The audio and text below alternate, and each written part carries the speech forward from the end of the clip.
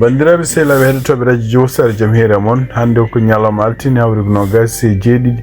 lewru octobre tan ujunnaji ɗi nogas e joyyi mi heftande habaruji international ma jaa toon to Cameroun noon ko kanko Paul Biya wiya gañi woteji bannoɗo toon ñande 12 lewru octobre toon to Mali cakkitorɗen habaruji men international ɗum noon kanko Moussa Mara men ɗo wonde premier ministre ñawore makko yani hande mo soke duuɓi ɗiɗi hitande taw hen hitande ko surgi ko ɗum woni titre ji meɗen e meftande habaruji international joguiɗen hande oɗo ñalawma alti ma en gartu joni e dasuji bandiraɓe sehlaɓe heɗotoɓe radio Jowsar ɗo mbawɗo wonde foof ko siftinde on tan ono goto e nalankoɓe meɗen nalanke radio Jowsar hono Fama Mbaye ko oɗo dumunne tugui nogas e 1 ha nogas e 7 lewru octobre omo jeeya e yimɓe nalankoɓe mawɓe e suɓaɓe ɗum noon ko festival baɗo toon to Guinée équatorial ɗum noon wonandi kadi heɗotoɓe radio Jowsar e famnude on tan ko radio Jowsar joni ene sponsorisé mo kanko Fama Mbaye Gawlo jimowo gandaɗo ko jimowo kadi jiiɗaɗo mo radio Jowsar duwi yewon cuɓaɗo oɗo festival ɗum noon no wotirte so tawi won ñoƴƴi lien mo ganduɗa radio Jowsar ɗeɗo balɗe fof nana waɗa ɗum wonande yimɓe wonɓe toon to Europe e toon to Amérique eɗen mbawi wotirde paye carte bancaire ɗo wonɓe ɗo États-Unis nogas franc CFA hawrata ko 18 cents tugnade kadi kanko Fama Mbaye Gawlo ko haali kala ko neɗɗo wawi nannude ma wallumo kanko gagnade oɗo onon heɗotoɓe min ñaayi gon ɗo mbawɗon wonde foof noteɗe e ngoɗo noddango pour gortanmo kanko Fama Mbaye Gawlo trophée festival baɗo toon to Guinée équatorial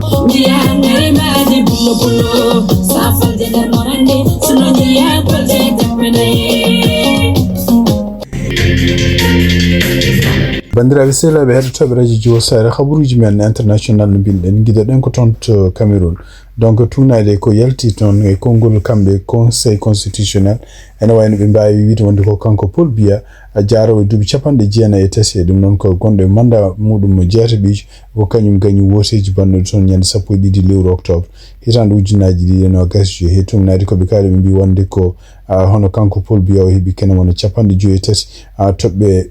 piccal 66 so fawama e temedere ɗum noon woteji limaɗi toon ɗi donc ene wayno ko kanko lundu makko hono kanko Issa Ciroma Bakary ene wayno o wi oɗo sadio o kanko o heptinani ɗiɗon résultat ji ɗum noon kadi o haali wullitima kadi o wi wonde ko kamɓe militaire uji ɗum noon ko yimɓe ɗo wiyata ko mercenaire en ko dadi ko sodaɓe dadiɓe ittaɓe caggal leydi kañumen ko yumen ene wayno puɗɗima fellude yimɓe wonɓe yeeso galle makko oɗo sadio ene wayno o wi tumnade hannde ko haali ko winde réseaux sociaux ji o yimɓe ɗiɗo maayi hen ɗum noon siftinde on kanko kadi ko kanko woni kalnoɗo gilla wote ɗimɓe nde janggo muɗum wondi ko kanko heeɓi victoire toon to Cameroun ko wawi wonde fof ene wayno o wi wonde ko oɗo sadio ni ko tanko mo wuurima o continue wawde haɓede liberde leydi Cameroun ɗum noon e wiide makko o wi wonde so yiiɗi ɓe mbarama kono noon wayno ko oɗo sadio ne wayno ko tugnade hannde yimɓe wonɓe toon kañum renoɓe galle makko ko yimɓe civil en ko yimɓe kadi jeeyaɓe toon to wuuro makko toon to Garoua ko kañumen ndenata galle makko ndenata cellal makko ɓe mbi wonde ko oɗo sadio no mo selli omo jaam e kadi omon continue wadde liggueji makko ko wawi wonde fof en woni ko kanko Paul Biya jaaro duuɓi 93 ko kanko woni biyaɗo ko kanko gañi ɗum noon tugnade konngudi gummi toon to conseil constitutionnel e nder noon konngudi ko kanko Issa Ciroma ko haali o huccirini konngol e ɗum noon e conseil constitutionnel ko rentide ɗumen o wi wonde ko ligguey muɗum woni wonno ko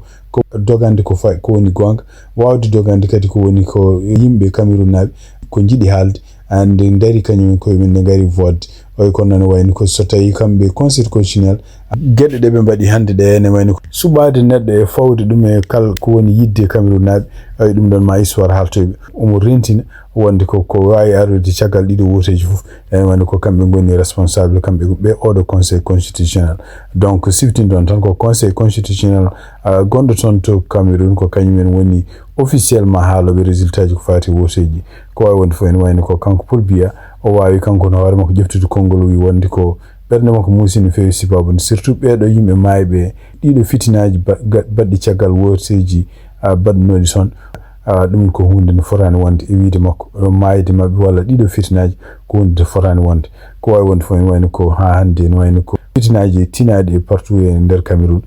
kono wayno do sadio ko couvre feu won ton résultat ji dine kanko gartido conseil constitutionnel on kanko biete de Clément Atangana dum non ko kanko woni mawdo conseil constitutionnel nde wali wi wonde ken wayno ko do sadio ne teskuye makko e sedantagal makko président subama kadi yo artitu lendi dido résultat ji non ne gaddande tumna yande Radio France International habi ambassadeur ji jaabe Europe e jaabe kadi États-Unis kanyumen koyumen jabani tawede dido événement donc siftinde non ko tumna hande ko Radio France halas kanko Paul Biya kanko arti leedi Cameroun gilitan ujunere e temed jene capande jeetati didi ene wayni kadi o wawi no ittude kadi limite no foti laabi neddo président mo Cameroun laamoto dum no yiti odon loi ko gili hitande ujunnaji ɗiɗi jeetati c'est pourquoi hande kanko mo yew wonde ko o dañi termuji makko jeeta biiju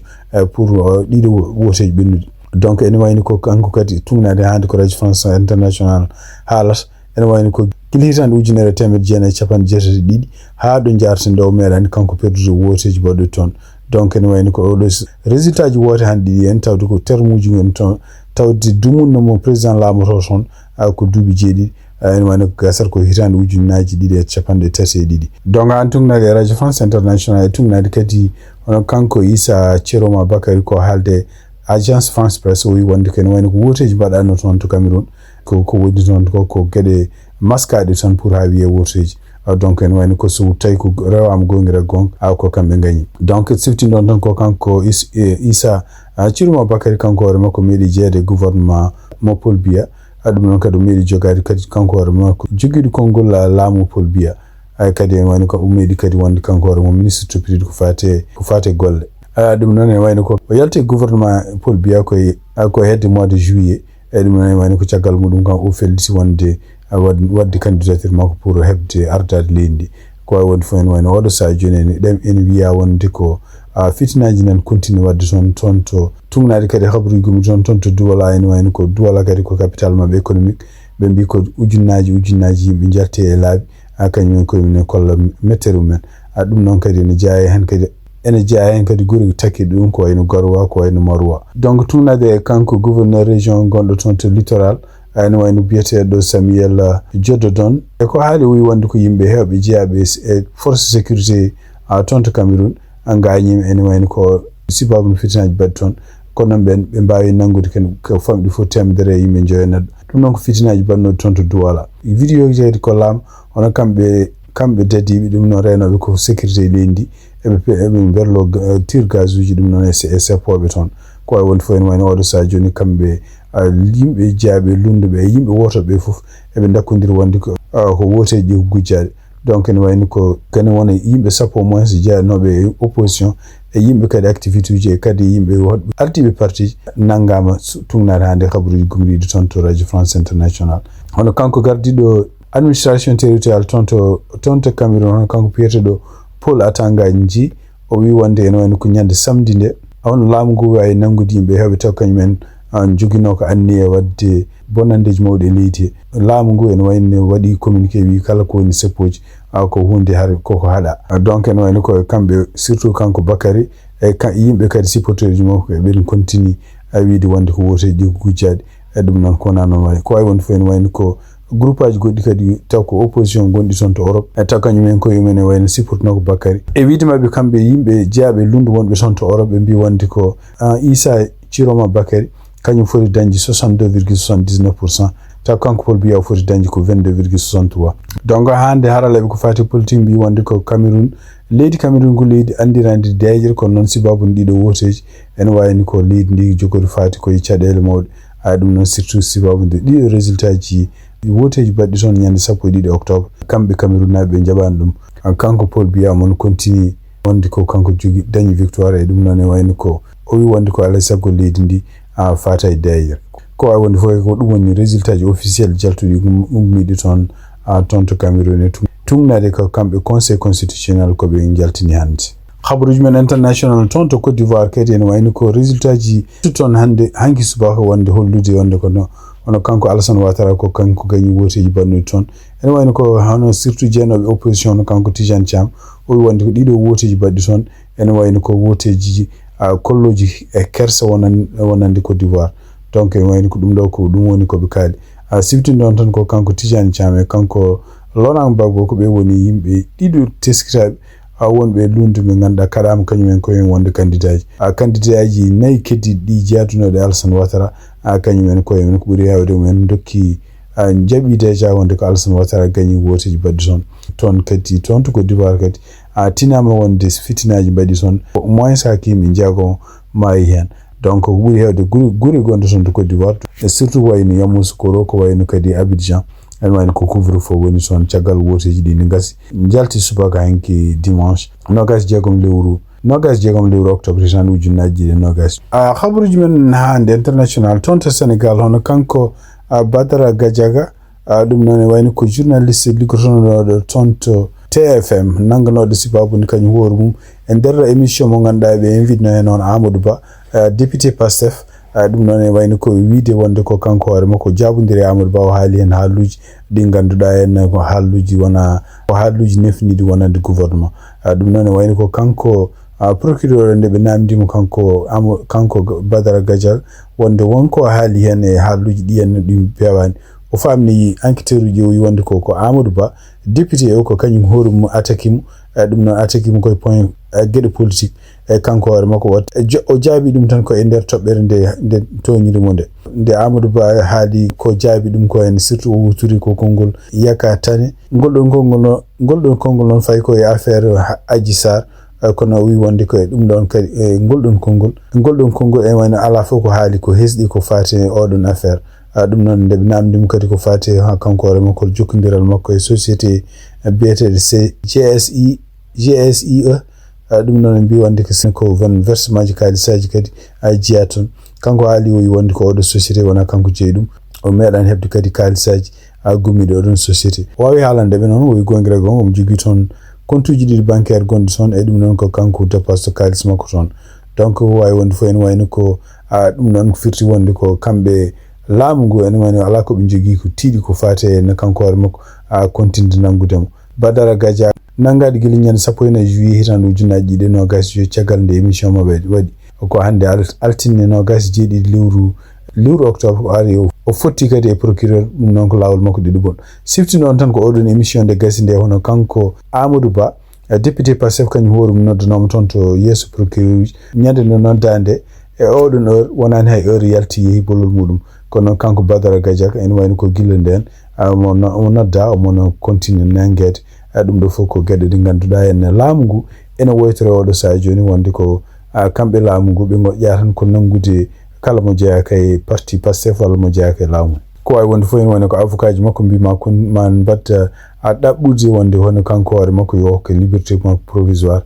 tawde ala ko dawr ala fof sababu mo jogi pour continuer nangude mo kanko Badara Gadiaga hande tonto Sénégal e tunadi kadi ko winda tonto Sénégal hono kanko Guy Marius Sagna dum non ko kan horum jeado e donc jeade coalition bietede yewi askan wi resolution ngaji nay o wadi ton didon resolution ngaji non ko kanko ware makko proposition ngaji pour wadde takkude Macky Sall sibabu nde dum wonde bonande be kala ko faate en kalisaji walla gedde de ganduda nyamala cuudade ko wonde fo en wayni ko kanko Guy Marius Sagna o présentuno dum hande ko no gas jeedi lewru octobre tan ujunaaji didi e no gas jeedi tonto assemblée nationale ko non tiagal nde kayitaji jetti son walla proposition ngaji jetti bureau assemblée nationale en wayno kanyum horum rejetti demande proposition ngaji makko dum non wiide mabbe kadi ko dido no windirani dido en ko hunde no fotani jabete donc en wayni ko tumnade hande ko Sénégal ko hali ko wadi assemblée nationale mabbe salade proposition ngaji makko be wiide mabbe wandi ko der règlement intérieur mo be jigi o wi wawi wadde proposition ngaji tan ko commission ngaji walla groupe aji parlementaire walla taw ko on 10e député ji taw ko non inscrit ko kanyumen mbawi addude resolution mbawi propose resolution ngaji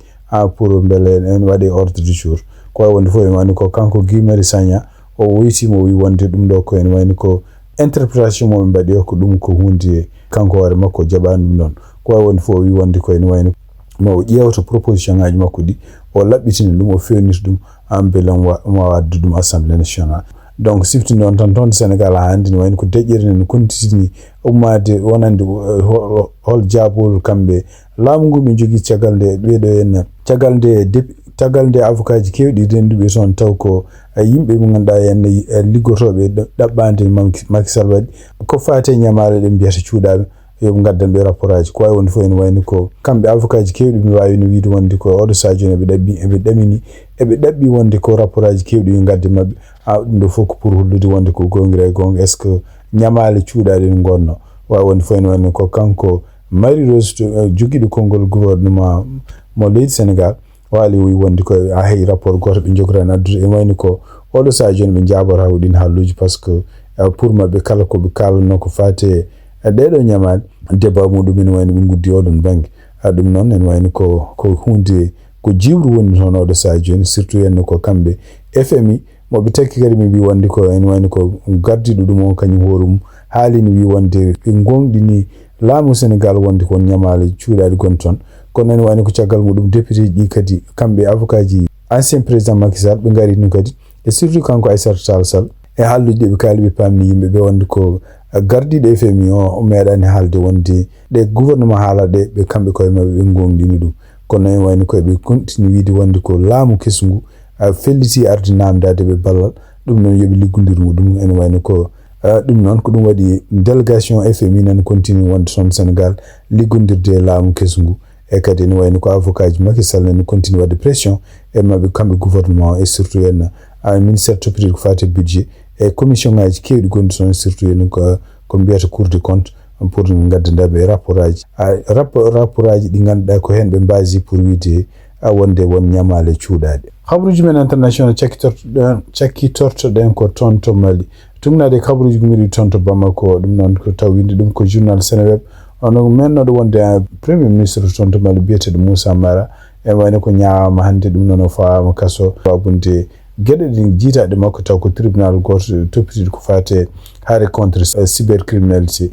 toon to Bamako donc ɓe mbi wonde ko oɗo sadio ɓe pawe makko duuɓi ɗiɗi kaso ɗum noon ene wayno ko hen hitande taw ko hitande ko wiyete sursis wawi wonde fof ene wayno kadi fawama kalis donc 500 000 francs CFA ko hunde nde foti versude aduma ko sokede tumnade avocat makko ko haali kanko maître Mountaga Tall maɓe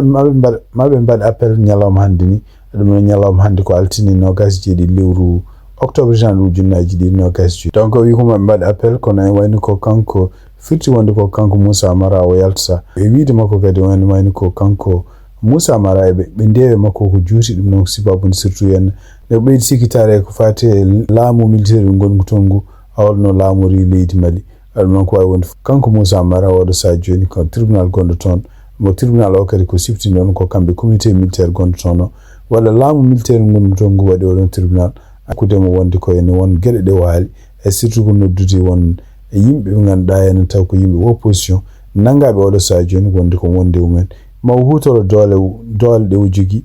pour wawde yaltinde ɓeɗon yimɓe kadi wawde habde e laamu ngongu toon ngu ko wawi wonde fof ene wayno ko avocat makko koko yeddi ɗiɗon haalluji e kadi ene wayno maɓe continue wadde appel pour kankore makko salade ñawore ɓe pawe makko